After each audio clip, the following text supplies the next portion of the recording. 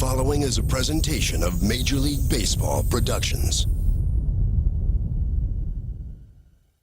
The final game at Busch Stadium. So many great memories in this ballpark tonight. We bid it adieu. Fly ball to right. That's going to do it. Astros are going to the 05 World Series. Oh, man, oh, man. They're going to celebrate on the Cardinal grass. It was one of the most difficult moments imaginable for the Cardinals and their devoted fans. For it was time to say goodbye to Busch Stadium, their home for 4 decades. Everybody just loves everybody here. It's a wonderful, wonderful place. And even worse, to another year when their World Series aspirations were dashed. The last scene will be of Houston winning this game and going on to play the Chicago White Sox in the World Series. But St. Louis is a baseball city built on both pride and passion, and fortified by 9 World Series championships, more than any other National League team. The St. Louis Cardinals win the 7th and final game of the 1946 World Series. He's got it! Knock him out! A new World Series record! That's a winner! A World Series winner for the Cardinals! Millions of memories had been created at the old Busch Stadium. Go crazy, folks! Go crazy! It's a home run! The throw here is there! He did it! 105 for LeBron! Swing and love! We are going to game number 7. So as the 2005 season came to a close, it was time to look ahead, where new hope was on the horizon. We'll see you next year, right across the street. Cardinals in 06, guys. Major League Baseball Productions presents the 2006 St. Louis Cardinals Baseball Heaven, a World Championship season.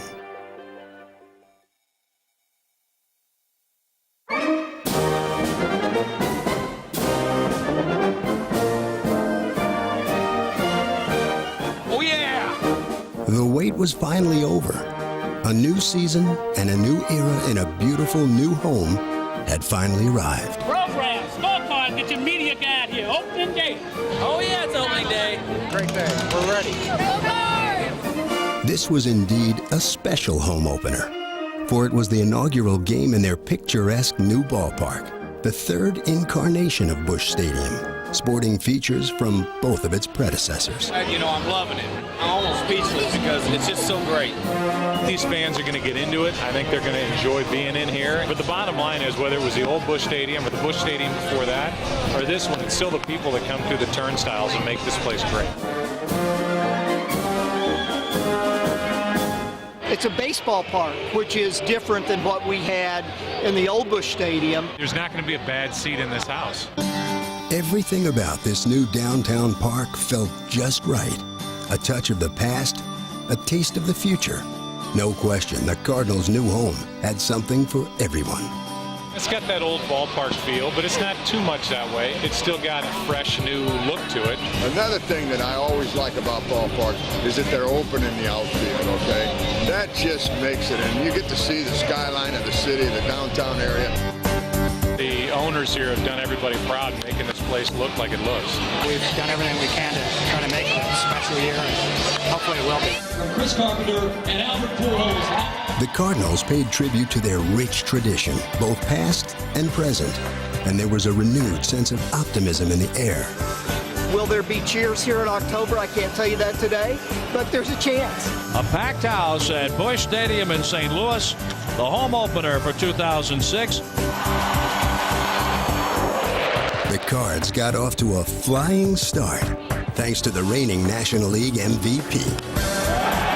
And there she goes off the bat of Pujols, the first Cardinal home run in the new ballpark, and Pujols got it all.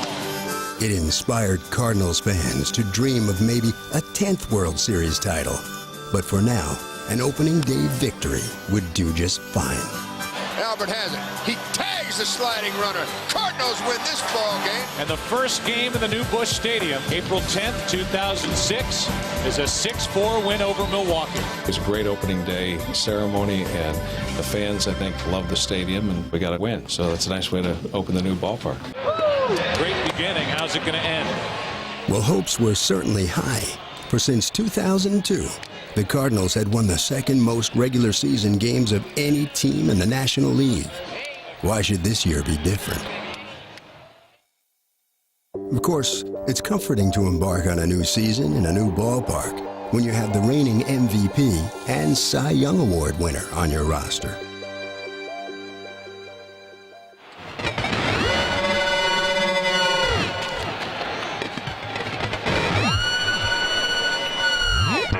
Albert Pujols has been probably the best player in the last 6 years in the Major League. Paso al jardín izquierdo, la pelota va hacia atrás, hacia atrás, hacia atrás. Y se va de cuadrangular. He's so focused every at-bat, every pitch. It's fun to watch that. Swing and a home run. And the Cardinals win it on the third home run of the game by Albert Pujols. His approach at the plate is what sets him apart from a lot of great hitters. Look at this baby ride. Get up, get up, get up. Oh, yeah. And if I get that pitch to hit, I want to make sure that I don't miss it, that I'm ready for it. He says, keep on pitching, and I'll keep on hitting. That's what makes him who he is. He enjoys being that good. He enjoys going out and having the fans cheer for him. And when he delivers, it's an amazing feeling, I'm sure, for him and for, obviously, us. Pitch with the runners going, a swing and a long one. This is going to go way back to the wall. It's a gunner.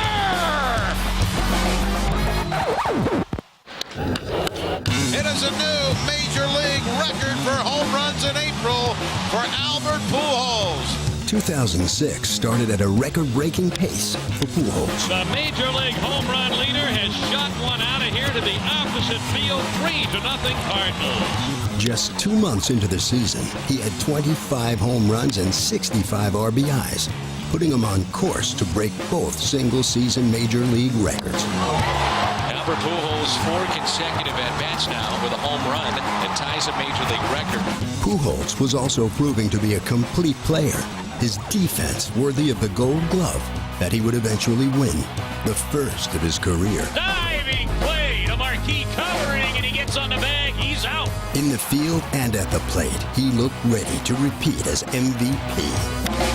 And Pujols showing no signs of slowing down.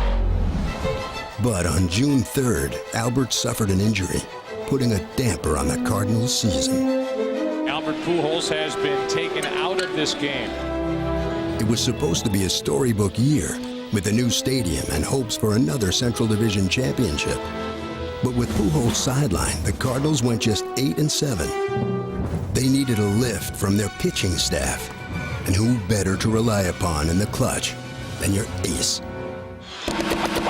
Chris Carpenter began piling up the same kind of numbers that made him last season's Cy Young Award winner, especially at the new ballpark, where he had the best home ERA of any starting pitcher in the majors. How about the other statistic of the home ERA? 1.47 at home. That rivals the Gibson era. It's a phenomenal place to pitch. The fans love baseball. It's real fun. It's comfortable. I enjoy it here. Cardinals win it 5-0 on a 2-hit brilliant shutout by Chris Carpenter. He was dynamite. With Carp going out there every 5 days, it's a fun thing to watch. The pitch by Carpenter.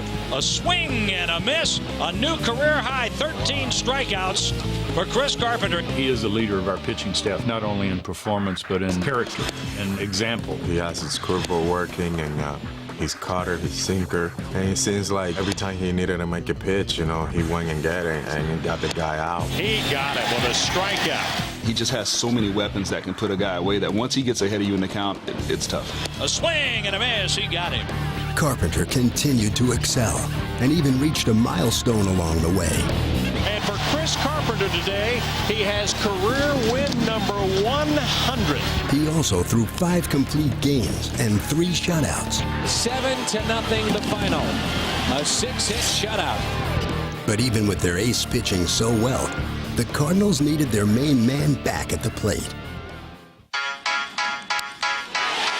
Finally, on June 22nd, Albert returned to the lineup.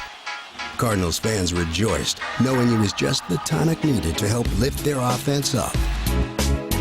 Swing! They tried it. You can't sneak the sun by the Rooster, and the Rooster just hit a 3-run homer. Now you know you can't do that.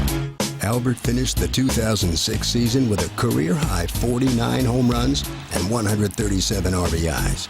And he further enhanced his reputation. This is the most clutch man in all of baseball. It makes no sense to pitch to Albert Pujols, ever.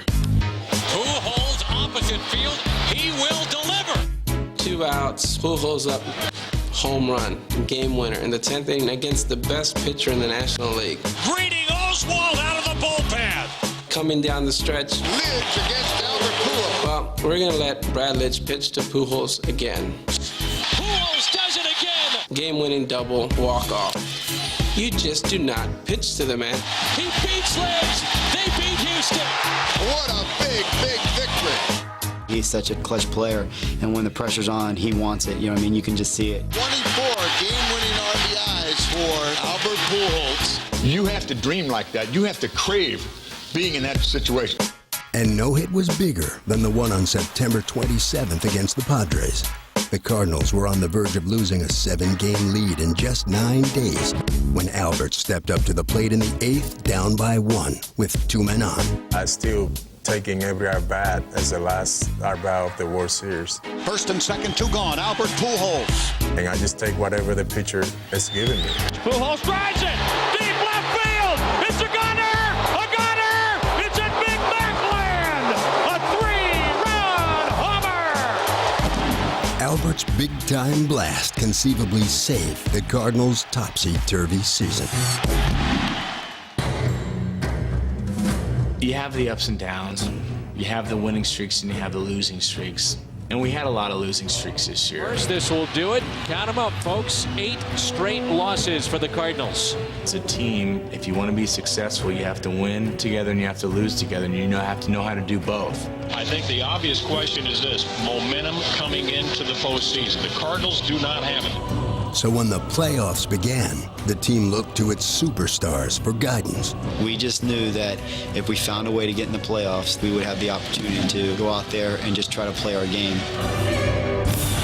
And there it goes to deep left center field. Back, gone. Albert Pujols has done it again.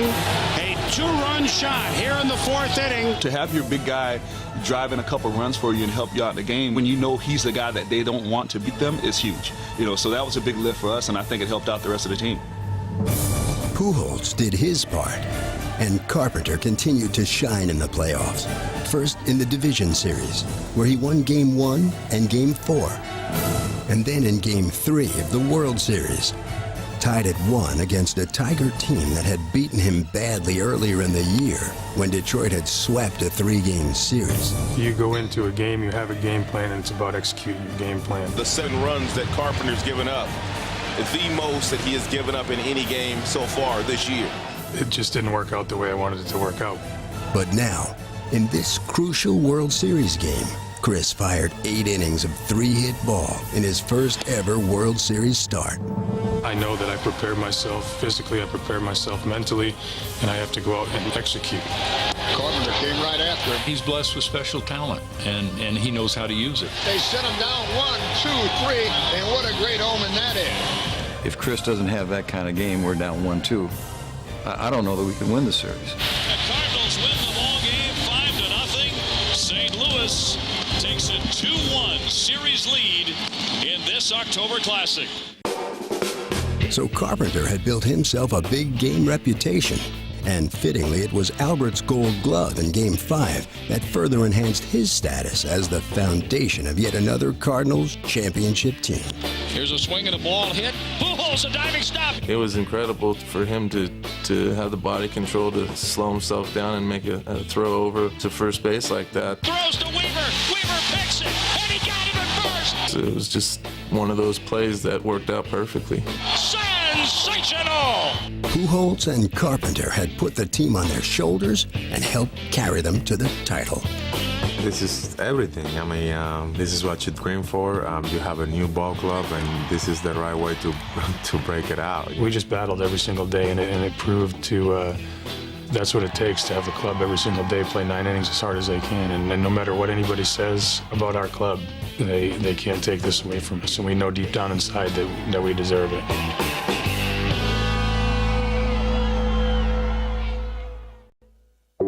Albert and Chris are big men who make huge contributions. But sometimes what matters most is not the size of the player, but the size of their heart. With the banged-up Cardinals outfield seemingly never intact, So Taguchi's role as a utility outfielder became crucial for the Redbirds. The well-schooled Japanese import not only manned all 3 outfield positions during the course of the year, but he played them with the skill of a veteran. Good running catch by Taguchi. So Taguchi, the new left fielder, makes a diving catch. At the plate, Taguchi hit .266 in 2006 and had put together some great at-bats in clutch situations. The thing that we've learned about So, and this goes right back to his first September with us, So has shown a real flair for game-winning situations. Swing and a base hit up the middle. Cardinals win it on a hit by Taguchi. 4-3. They're mobbing So Taguchi. I think it must be his training in Japan. Did you ever play in a series in Japan? Did you guys win? Oh, okay. You know, he was a star player there. It's a very competitive league. What he has in his game is a real good cool in pressure situations. And that's precisely why La Russa called on Taguchi to pinch hit in Game 2 of the LCS. 6-6 game, 9th inning action. You're on the road. You don't score, they score by the game's over. So the odds are in the home team's favor. And they bring in Billy Wagner. I have faced to him 5 times.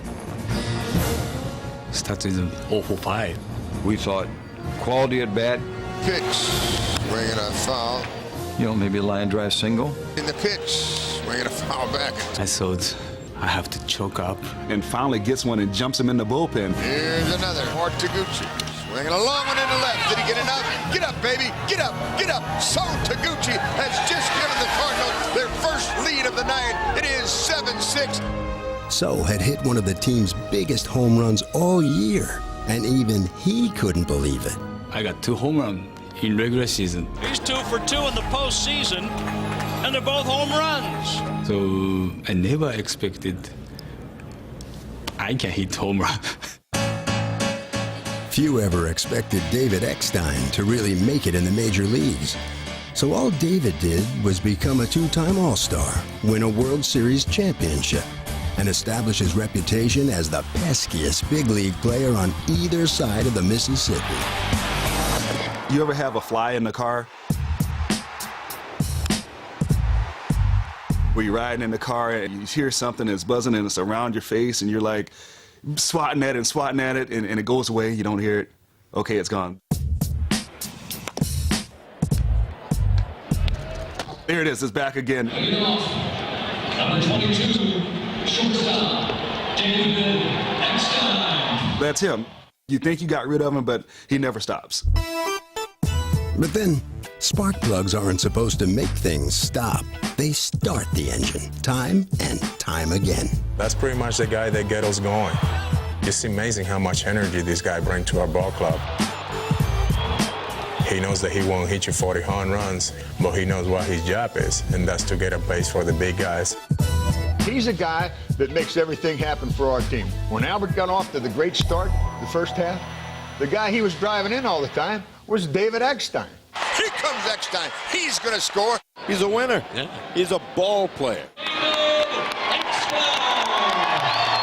All this diminutive shortstop ever did was defy the odds. Everyone that David Eckstein ever talked to, they said, nah, you'll never make it, kid. Go to school, get a job. You look at his physical attributes, they don't compare maybe to some of the classic shortstops. He weighs like 150 pounds, soaking wet. That's why so many of us enjoy pointing out that David is more than just a scrappy, gutty player. David Eckstein with a home run. He is a really good player. Despite being nicked up with myriad injuries most of the season, Eckstein gutted out a .292 average, 11 points above his lifetime mark. He's been our leader all year long. You know, he goes out there and plays hard and doesn't say a whole lot of things and just out there every day grinding it out. Hopped up on the left side. It's a long run for both Rowland and Eckstein. Running out of room, and Eckstein made the catch. He goes out there when he's hurt and when he's banged up. What a play by David Eckstein as he fired into that wall out there. Eckstein lays out and makes the rolling grab. Talk about a tough competitor. He is right at the top. Tony refers to him as one of the toughest players he's ever managed. He works out during batting practice enough to wear you out. Before the game starts, his pregame prep wears guys out, and he plays 9 hard innings. He's thinking 3. The crowd wants to see it. Eckstein is going to make it into third with a triple. The strength that this guy has in his head and his heart and his guts is off the chart. That is not only a play of skill, that is a play of courage, folks, because you got 2 outfielders roaring toward the lone infielder. There's a lot of people out in this world that will never have the opportunity to play the game, and I'm very fortunate to have this opportunity, so I'm going to try and take advantage of it every single day. But even David's toughness was severely tested this year when he missed a month of action late in the season and played in pain during the September swoon. Still ailing when the World Series beckoned, Eck turned an 0-for-11 start into an eventual MVP award, highlighted by 3 Game 4 doubles. Here's a swing and a fly ball to center field. Granderson's on the run. He falls down, and the ball goes over his head. Eckstein is safe at second. When you're playing these tough games, these nail biters pretty much almost every single night, it definitely comes down to the execution of the game and the little things, the stuff you work in spring training on. The pitch to Eckstein, a swing, and the ball is lined to left. And on the run, a diving effort off Monroe's glove. Miles scores. Eckstein is on second. The Cardinals lead 5-4. In these games, when you come down the stretch, that is what usually wins the ball games, is who can execute and perform in the crucial situation at the time. David Eckstein delivers again. That's the definition of a gamer. He shows up every day, and you understand why he's won 2 world championships now. He is the most valuable player on the 2006 Cardinal World Championship team. David Eckstein was a surprising star in the World Series, but 2 more unlikely heroes also played quite a role on the 2006 Cardinals. And one of them was David's former teammate on the 2002 champion Anaheim Angels. To the wall, let's go! In the 2002 postseason, Scott Spiezio tied the record for most playoff RBIs with 19. Now that's clutch. Spiezio has made it a 2-run game. But after 2 years with the Mariners and a 2005 campaign that ended with a dismal .064 batting average, Scott seemed to have lost his magic. Strike 3 called, and Spiezio can't believe it. So Seattle let him go, and St. Louis came calling. Oh yeah, a home run for Spiezio. And why not? After all, a Spiezio had worn the Cardinal uniform before. Ed Spiezio has moved into the on-deck circle. Scott's father, Ed, played 5 seasons with the Cards and was part of both championship teams in the 60s. I got to come down here with my dad 2 games, and the feeling is just unbelievable. Now it's great to be on the field for it. Hopefully I can do some damage with the bat here. Wow, look at that ball go by Spiezio. And play some good defense and win the fans over and, help this team win. 2 long balls tonight for Scott Spiezio. Cardinals fans loved his gritty style of play and something else. Scott Spiezio, that little red beard. That was his little trademark thing, and I think the fans just really appreciated, what he was able to do, as a player. See him out in the stands, and they had him everywhere, so it was a lot of fun. Spiezio madness here at Busch Stadium. Spiezio's a rock star. He loves it. He loves the chance to be able to go out there and shine and perform. Now it's going to be Scott Spiezio. Scott became a valuable reserve and regained his rep as clutch with some big blows late in the year. Kendall says, come on home. The Cardinals lead it 3-2. That, my friend, is clutch hitting. And that red beard was leading him all the way into third. And just like he had with the Angels, Scott became a prime-time player in the playoffs. Well, one of the neat things about Scott is he's a proven pressure player. So here we are trying to get a win in New York, and he gets 2 big hits in that game. And there's a drive, right field, down the line, on the run, Sean Green at the wall. It's off his glove and off the top of the wall. This is going to tie the game. It was exactly what he had done for us all year long. Spezio came through with another big hit. So that's what Scott is. He's a guy who rises to the occasion and has a lot of versatility. Still another struggling player who the Cardinals took a chance on had an even bigger impact on the team. Jeff Weaver began with the Tigers with a world of promise. Swing and a miss, and he gets Tommy there. But when he went to New York, he fell short of expectations. Down the left field line, that ball is trouble. It is gone, and the Marlins have won Game 4. His struggles resurfaced with the Angels in 2006, and they too gave up on Weaver. It is out of here, a home run. He is a very intense competitor. And when he became available, no matter what his record was, we were interested. I looked at a lot of video, and what I saw a guy that still had quality enough pitches that he could pitch effectively at the major league level. And we felt like if we got him over here that he would be able to help us down the stretch. Jeff Weaver making his debut as a St. Louis Cardinal. It's Weaver time. When he came here, the atmosphere here was so positive. Dave Duncan, Tony La Russa, everybody here was so positive with him that he started to feel good about himself again. He gets a strikeout to end it. A lot of it was getting Jeff to believe in himself and let him know that we believed in him.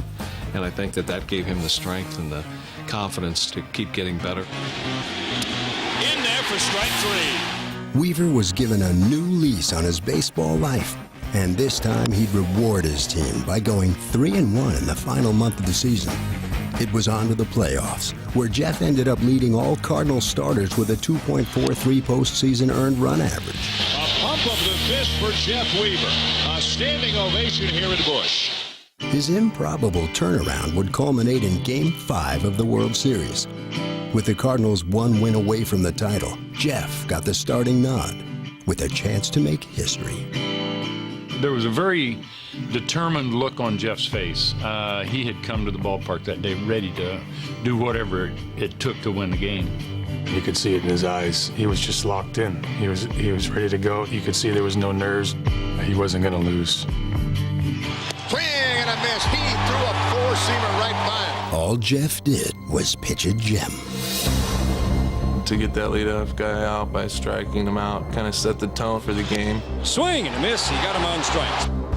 And with 9 strikeouts in 8 innings, He struck him out. Jeff put his team just 3 outs from a title. Slider, strike 3 call. Jeff Weaver pitching the game of his life. I was just kind of looking up in the crowd as I was walking off and see how crazy it was. I was just kind of soaking it in for a second. It was just a dream come true. Just months after his career had come to a crossroads, Jeff Weaver had become a champion. Jeff had taken his lumps from so many spots all season, and to bounce back from that and then to compete at the highest level, it's unbelievable mettle and steel that he had. Such a strange twist of fate was incomprehensible, even for Jeff. Unbelievable. Look at this. Who would have thought, huh? Jeff Weaver was just one of the Cardinals' late season additions. For with so many injuries, the team was forced to make all kinds of in-season moves. Ow! That hurt. Outfielder Preston Wilson helped ease the Cardinals' pain when he joined the team on August 18th, after struggling much of the year in Houston. Curveball, strike 3 call. He definitely added a lot to our lineup. I think he added speed, some power. Preston Wilson down the left field line. This game is tied as he hammers a home run. Yeah, I had them cup these. I sent them back and they cupped them. It was a little better balance. Defensively, made some great plays. Sliced foul, and Wilson over for a look. Reaches in. Did he get it? He caught the ball. And offensively came up with some big hits. Wilson Base hit right field. Roland scores. The Cardinals lead 7-5, and Preston Wilson's having quite a night. P-Dubs brought it just a little more life into a locker room. He was a big part of our performance at the end of the season and in the postseason. Preston did experience postseason excitement once as a boy, when his stepfather Mookie Wilson won a World Series title with the Mets in 1986. Now, after 9 seasons and more than 1,000 games, Preston finally got his postseason baptism, and the karma was unmistakable. There's no explanation, there's no way you could possibly believe it, because 20 years later to the date, I won a World Series on the same day that my dad won one. And to say that that happened, I don't know if it's some type of cosmic symmetry or what, but when I sit back and tell my children and grandchildren, be able to show them both rings that their grandfather has and their great-grandfather has, it's something that's going to live forever. Pitching coach Dave Duncan and his son Chris have taken the father-son connection to the next level, starting when Chris was called up late in 2005. Is this his first career homer? Yes, it is! Go ahead and smile, Dad. It was a neat thing to watch. You could see how he was proud as a father. What a great moment for Dave Duncan and Chris Duncan. We all kind of appreciated it. You know, we all wish our dad was sitting in the dugout with us, but we all don't get that opportunity. Although Chris hit the last regular season home run in the old Busch Stadium, he began 2006 in the minors. But in May, he was reunited with his dad. Well, I've gone through a lot of different emotions during this season with him coming up. In the beginning, I was really nervous for him, knowing that he was trying to establish himself. And fortunately, he got off to a pretty good start. Duncan unloads out to deep center field. Track wall 1-0. Dunk has a lot of power. Duncan swings and ties the game. Look at this baby go. Holy mackerel, over the bullpen. Woo, this kid's something, isn't he? Duncan hit 22 home runs in just 280 at-bats last year. And La Russa feels that there's so much more still to come. Chris will be an even better impact player the rest of his career because he's got a lot of talent. He's very, very fiercely competitive. Just past Johnny Mize on the Cardinal list of rookie home runs. Even now, you know, when he comes up in significant situations, you know, I'm on the edge of my chair a little bit, rooting for him and hoping that he can do something good. And he did exactly that with one memorable swing in Game 5 of the League Championship Series against the Mets. Swing, a home run if it's fair. Goodbye, Mr. Baseball. That is a long pitch hit home run by the rookie, Chris Duncan, and it's 4-2 Redbird. It's surreal, you know, to think about being in AAA at the beginning of the year and just hoping to get a chance to come up. And then next thing you know, you're in the World Series. It's hard to believe sometimes. Chris Duncan was part of a visible youth movement in St. Louis in 2006, one that covered all the bases, from hitting to pitching to defense. No question, there were young faces everywhere you looked during the Cardinals championship season. And two of the young guns who filled their roles quite nicely were pitchers Josh Kinney and a swing and a miss, down goes Piazza, and Tyler Johnson. 2-2 pitch. Got him. People like to put a lot of emphasis on being the veteran people, that you have to have the experience. But nowadays, these young guys are coming up with the confidence and the ability to be able to perform. Someone has to go out there and do it. And the mentality is, why can't it be myself? 3 young studs who really stood out were Yadier Molina. He dives into the seats. He makes a sensational catch. Late season closer Adam Wainwright. Oh, just wicked. And Anthony Reyes. The 0-2. Got it. Reyes rose very quickly through the Cardinals organization and found himself pitching for the big club in August 2005. As you mentioned, making his major league debut in only his second professional season. That's amazing. Strike 3. Anthony showed such promise he was called up early again in 2006. He strikes out the side. And in a June 22nd game against the defending world champions, The 2-2. Swung and a miss. He blew him away. He displayed his full potential and showcased his deceptive style. Not many people are going to hit that one. I might hide the ball a little bit, and just by the time I let go of the ball, I try to get out as far as possible. So that might give a little perceived velocity to the hitters. I think he's really deceptive. He's got the type of delivery where the ball explodes on you, and it looks a little faster than it really is. I think that he has outstanding stuff, with his fastball and changeup, how he changes speeds on those really well. Uribe swings and misses a slow curveball in the dirt. And although Anthony had just 6 major league wins, he showed enough of the right stuff to earn a Game 1 start in the 2006 Fall Classic. History already being made in Game 1 of the World Series. It's Anthony Reyes making the start, the rookie. With the fewest career wins ever to start Game 1. You never know what's going to happen, especially with a young pitcher like that, experiencing a game like the first game of the World Series.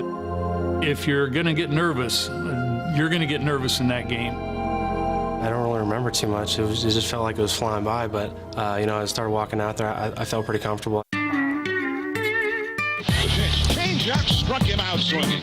By allowing just 4 hits with 4 strikeouts and 8 innings of work, Reyes gave the Cardinals reason to believe. 17 in a row retired by Anthony Reyes. I just don't think you can give him enough credit. Swing and a miss, struck him out. The message that he sent to our club to pitch 8 innings, 8+ innings. Anthony Reyes, with the game of his life, did as much as anything that happened the rest of the series to make us a world champions. Still another young man, the one behind the mask, handled the Cardinals' pitching staff. Yadier Molina is the youngest of 3 brothers who all just happen to be big league catchers. The 2 oldest are Jose and Benji, who were part of the 2002 World Champion Angels, and up to now, the only ones with rings. Yeah, yo. Those 2 guys are always goofing with me. They say, we have one, where's yours? As they have one, I want one. That's what we're working toward. But Yadier ran rings around his brothers in 2006 and showed why he just might be the best of the 3. Molina does that a lot. Snap throw down to first. Got it! A pickoff play at first. They got him. This ball game is over. Great play by Yadier Molina. The Cardinals win this one. His overall presence back there was being felt by every base runner or every batter that stepped into the box. Runner going. They're going to try Yachty again. Chris Duffy has been nailed. He's unbelievable. He's always thinking about what to throw, and he keeps guys at first base. Guys don't really want to steal off him because he's got a great arm. He's a great catcher. In 2006, Yadier led all National League catchers in caught stealing percentage, but his .216 batting average did invite some criticism. There are a lot of players on the Cardinals team that people put down, like they talked about Molina. If you watch every game like I do, you know that Molina's been a clutch player all season long. He's like the best catcher in the league. And incredibly, Yadier led everyone with 19 postseason hits. Swing like right finger. Including one of the biggest blows in Cardinals history. He hits it in the air to left field. Back is Chavez. At the wall, this ball is gone. And St. Louis takes a 3-1 ninth inning Game 7 lead. Being in Shea Stadium, being in New York with the fans and as loud as that stadium can get, and for Yachty to finally catch one of those changeups and hit it out there in the bullpen, it went from deafening noise to just like a quiet gasp in the stadium. Molina put the team 3 outs from the World Series. And a 25-year-old pitcher was asked to finish the job. The bases are loaded with 2 outs for Beltran. It was almost surreal to see Adam Wainwright at this most crucial time. After all, 6 months prior, he had 0 saves to his credit. I don't have any experience in these situations, obviously, but I think the key is to act like I do. Adam was in the Cardinals bullpen all season, but pitched mostly in long relief.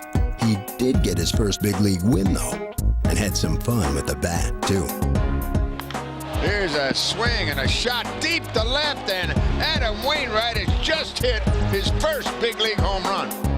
But these milestones were nothing compared to what was to come later in the season. As the year went on, Tony and Dave Duncan gained more confidence in him and putting him in tougher situations. In September, when we lost Jason Isringhausen as our closer, they felt confident enough to put him in that role, and he was lights out. Adam Wainwright, lockdown time for the Cardinals. That's not an easy job. I mean, our closer went down. It was kind of tough if we really want to pull him in that situation, but obviously he's handled it real well.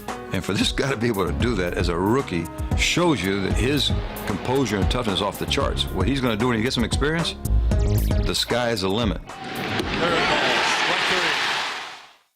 Still, this was Game 7 of the League Championship Series. I consider myself a competitor, and I love to be in pressure moments. I think I handle that well. The bases are loaded.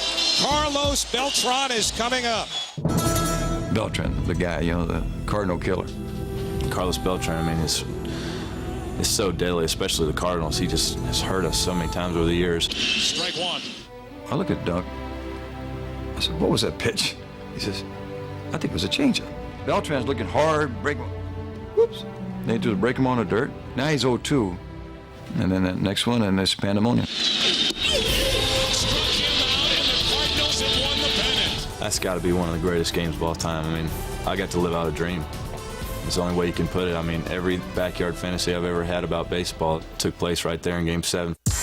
1 week later, Adam was at it again. Swing and a miss. The Cardinals are world champions. St. Louis had won the World Series, thanks in large part to a core of young players who played like seasoned vets. But of course, you can't win a championship without those veterans. And St. Louis had a talented core with something to prove. For outfielder Jim Edmonds, pitcher Jeff Suppan, and third baseman Scott Rowland, this was the chance to avenge a forgettable 2004 World Series. A swung out and missed, and Suppan does not come home. Suppan is hung up, and he is out. The Cardinals' demise was further symbolized by Rowland's 0-for-15 performance at the plate. It was a haunting memory that still lingered. I think that was hard, 2004, to get swept. I thought we were such a better team, and we just had 4 games that we really didn't play as ourselves. And there's nothing you could do about it now. But 2006 brought both a new stadium and new hope, especially for the longest tenured Cardinal of all. Jim Edmonds has been here since 2000 and has really generated a lot of support. He's had great years, and fans get a big kick out of defense and the dramatic base hits and home runs. Edmonds hits it to deep right field. That's a 2-run shot. Back towards the hill. Edmonds turns and runs up the hill. He'll make the catch. Edmonds continued to show flashes of brilliance both in the field and at the plate in 2006. But continuity for these Cardinals remained a problem. The team that we had on the field on opening day, and I don't think we ever played together again the whole entire year until the playoffs. He is at the wall. Edmonds jumps, and Edmonds is down on the track. Jim was banged up for much of the 2006 season. Meanwhile, another franchise cornerstone tried to play through his healing wounds. Bro, he's a rock in the Cardinals organization. He had the injury last year, had surgery on his shoulder, wasn't feeling great, but was able to come back and play. Probably played with a lot of pain. And though Scott did start strong, his shoulder would sporadically sideline him. He was frustrated when he had to sit this weekend as Tony kept him out of the lineup against Oswald. And that's the type of competitor he is. He battled some issues there with fatigue, question about whether I should play him, whether he shouldn't play. And Scott Rowland, when healthy, is one of the most influential offensive players in the league. What Scott has proven is that when he's healthy, he's a premium player, as good as there is at that position, whether it's defensively or offensively. As you'd expect, the gritty Rowland gave it his all.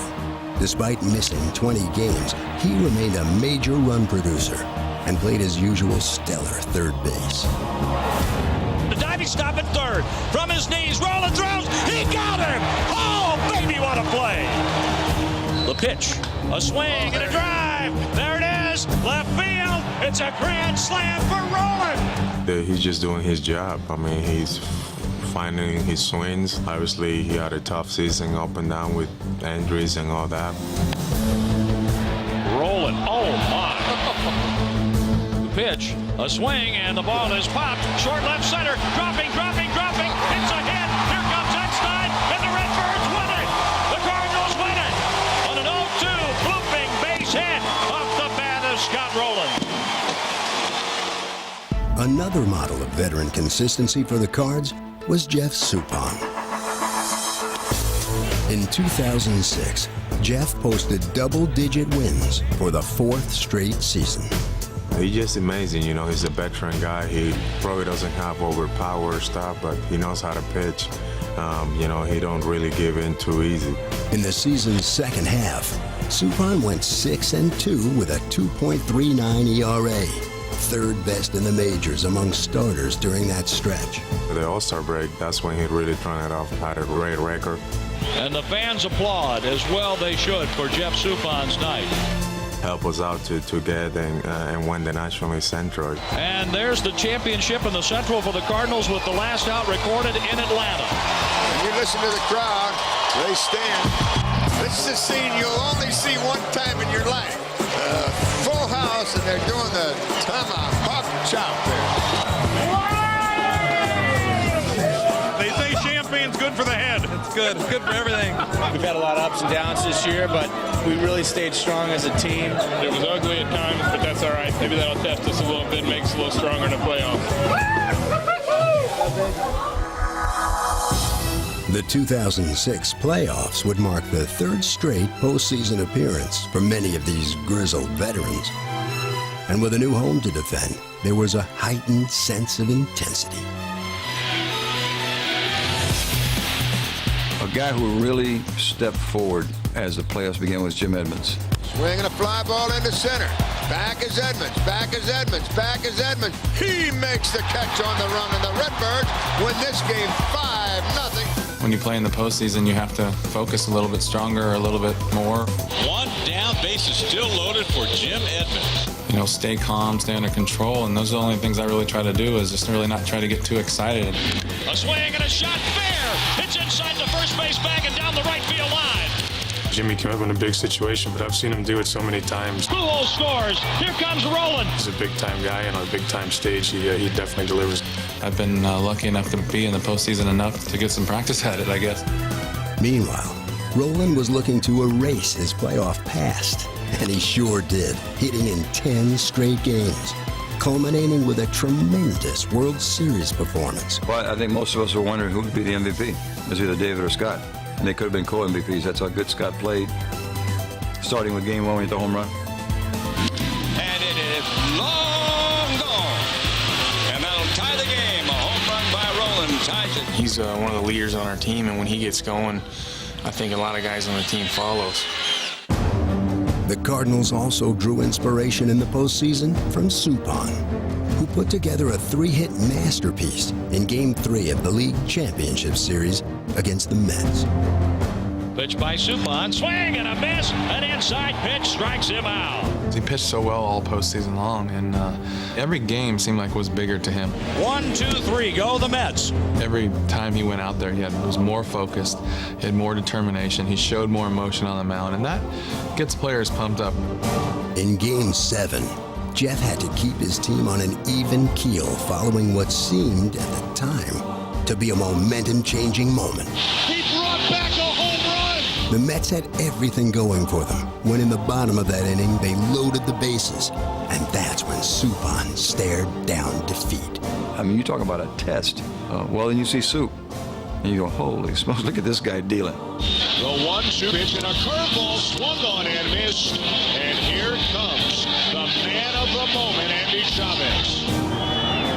Making a high fly ball to center. Should end this inning. What a job by Jeff Suppan. The Redbirds have the momentum now. I don't know that Bob Gibson ever pitched a better game than that, you know, so this was magical.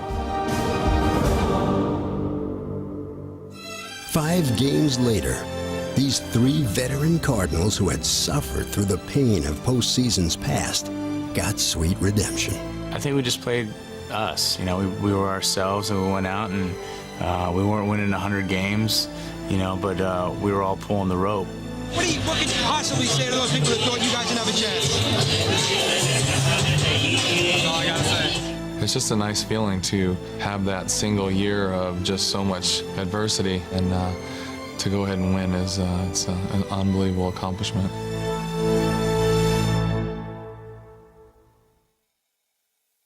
To be sure, it was the men in the clubhouse who brought St. Louis championship glory. But the men behind the 2006 Cardinals also deserve plenty of credit. The master architect is, of course, General Manager Walt Jocketty, who delivered a championship in the 12th year of his tenure. The fans of St. Louis, this is something that, for generation to generation, it's passed down, the tradition of Cardinal baseball and the winning tradition of Cardinal baseball. A shutout for the great busy game. We've been fortunate the last few years to get the team into the playoffs and into the postseason, but we've always failed at the attempt to win that last series. So after the 2004 World Series loss to the Red Sox, Jocketty made certain that he would have the right players in place if the opportunity arose again. As the 2006 season got underway, Walt had the foundation for a winner, but knew he still had to fill in the lineup with some role players. Walt Jocketty has done an unbelievable job. He's the guy that's gone out and picked up all these guys. How about Wilson that he picked up? How about Belliard that he picked up? Unbelievable play! And then you have Jeff Weaver, and when they signed Taguchi and brought him over from Japan, and the list goes on and on. It's easy now to forget that when David Eckstein was signed in 2004, some critics wondered why. There was an article came out that had the worst free agent signing of the offseason was Walt Jocketty's signing of David Eckstein. And we all went, wow, that's the worst one? It can be argued that every move Walt Jocketty made leading up to and during the 2006 season helped bring St. Louis its first championship since 1982. This was something that the fans had been waiting for a long time, and Tony and I and the rest of the staff felt challenged to try and bring that trophy home. The Redbirds do it again! Listen to this crowd! Jocketty once worked in the A's organization with Tony La Russa and Dave Duncan. Duncan has been La Russa's pitching coach since 1983 when they were side by side on the Chicago White Sox. They joined the A's in '86. And in 1996 took over the Cardinals' helm. Duncan, who spent his entire major league career as a catcher, never threw a pitch, but is considered one of the best pitching coaches in the game. Dunk's been great to me. He has so much knowledge. He's able to prepare you so well with all of his charts and things that he keeps to go out and have a game plan. And basically, you got to go out and execute it. And if you can do that, you're going to be successful. A swing and a miss. I owe him a lot for what I've done the last few years. Where was that pitch? It looked pretty good. Duncan has coached 4 Cy Young Award winners, but managing this year's staff proved to be quite a challenge. He lost his number 2 starter Mark Mulder and his number 1 closer Jason Isringhausen. Others simply did not perform to expectations. So Duncan was forced to piece together a pitching staff of young, unproven players. There were times when nobody's pitching was better than ours. He strikes out the side. And there was times when nobody's pitching was worse than ours. The players in our clubhouse, the coaching staff, the manager, they all know how hard it was to get where we got. He's kind of the quiet assassin. He just kind of sits there. He knows each pitcher individually. He can kind of tap you on the shoulder and maybe bring something up that he had seen earlier, but the less he says, the better. Whether it's Jeff Weaver or anybody you talk about from the pitching side, I listen to Dunk and what he tells me I do. And the hard work paid off. For under his tutelage, this patchwork staff put together a 2.68 ERA in the postseason and held one of the American League's most powerful teams under 200 in the World Series. He struck him out. And when Adam Wainwright struck out Brandon Inge for the final out of the 2006 World Series, one man could claim to be the only manager besides Sparky Anderson to hoist the trophy in both leagues, Duncan's longtime friend Tony La Russa. If there's anybody in this organization I was the happiest for, it was Tony, because he really deserves it. He's a great man, and he was probably, although as great he is, he's still underappreciated. When La Russa joined the Cardinals, he immediately brought credibility to a team that hadn't tasted postseason play in 8 years. I believe in high goals. I believe in big dreams, and I want us as early as possible to get to September 1st with a chance to win. And in just his first season, he achieved that goal. Jordan's got it, and the Cardinals are in postseason. Tony has had a Hall of Fame career. It's part of the reason I brought him in here. Has proven to be one of the best managers in the game, and he's done an unbelievable job. In his 11 years with the Cardinals, La Russa has consistently put the team in position to win it all and reached a historic milestone along the way. Into center field. Congratulations, Tony La Russa. Career victory number 2,000. He is now on the all-time wins list behind Connie Mack and John McGraw. And for Tony, the victories are still coming. On the ground to second. And for the first time since 1987, the St. Louis Cardinals are going to the World Series. But for all his success, La Russa had yet to bring St. Louis a championship. And in 2006, that burden grew heavier with each new injury. Pujols has been taken out of this game. Losing streaks. The Cardinals haven't won a game in a week. And all sorts of adversity. And it drops in for a hit. And the run is going to score, and this game is tied. But they reached the playoffs with just 83 regular season wins. The Cardinals almost blew a 7-game lead down the stretch. Right now, that all seems like a distant memory. And through it all, La Russa kept the faith in both his team and his managerial philosophy. The criticism he has received here has generally been that he hasn't won a World Series, so hopefully what little criticism there is will cease now that he's got a World Series win. I think the job that he did this year, carrying this club, directing this club, and leading it through a very difficult season, I think this may be one of the best jobs he's ever done. I've been here a long time, and I think we've all shared a dream. Our World Championship dream came true. Let's enjoy it.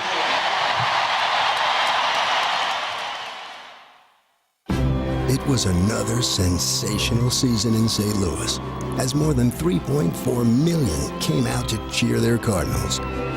And it seemed as if just as many lined the streets for the parade. The parade we had to celebrate was, I couldn't believe it. I didn't know what to expect, obviously never being a part of one.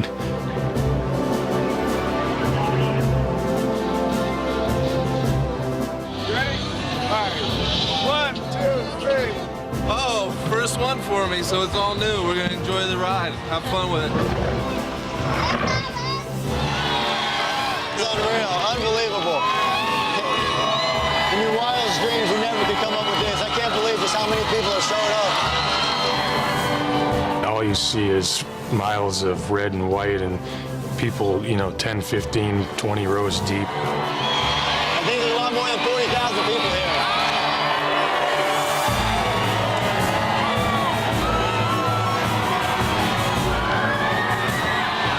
It was louder than a rock concert. It was better than anything you could ever go to. It was crazy to think that many people took their time out of their day just to come down and cheer. Congratulations, brother. Thank you very much. Appreciate it. And the championship celebration continued right where it all began, in the Cardinals' beautiful new park.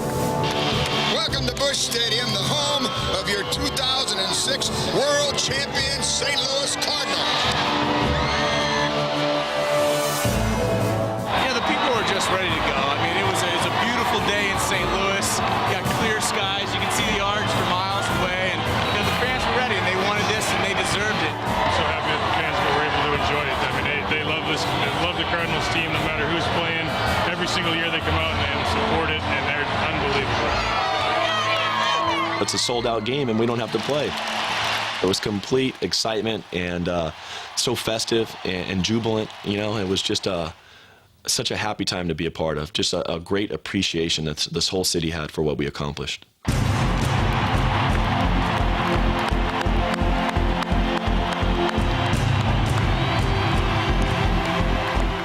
Ladies and gentlemen, your 2006 World Champion St. Louis Cardinals. Can you believe you're a world champion? No, this is unbelievable. It's the most unbelievable feeling in sports. I mean, to be a part of a team like this with the heart these guys got, and I sensed it from the first day I got into spring training, and I knew we were going to do this. I mean, I told a lot of people this. Unbelievable hearts. You can just sense it when you're around these guys. It's unbelievable, you know, to get in that truck today and start going down the street in St. Louis with the fans. Just, I mean, it's out of control. I never thought I'd ever have this feeling, and I can't describe it, but I just want to thank everybody. This is a great season, and the fans are great. Our team was awesome, and it was just so much fun. Both players and fans alike rejoiced in the Redbirds' 10th World Series triumph in their illustrious history. And what a perfect way to christen their new home.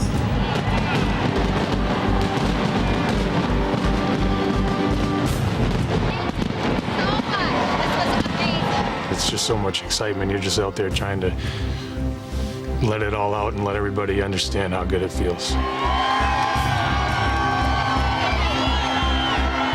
I mean, we've faced a lot of adversity this year. We've battled through a lot of injuries, and our fans have stuck beside us. So I think they deserve a World Series victory. There's a connection here that is unlike any other city, and it's because of the great history. And the Cardinals take the World Series of 1944, 4-2. The Cardinals win. They're the new world champions. That's a winner! A World Series winner for the Cardinals! The team had such great success in Busch Stadium.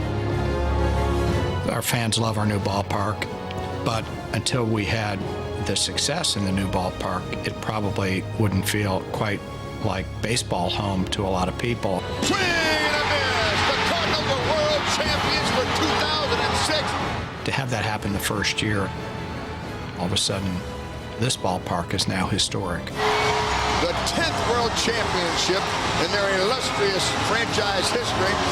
This crowd has gone bonkers.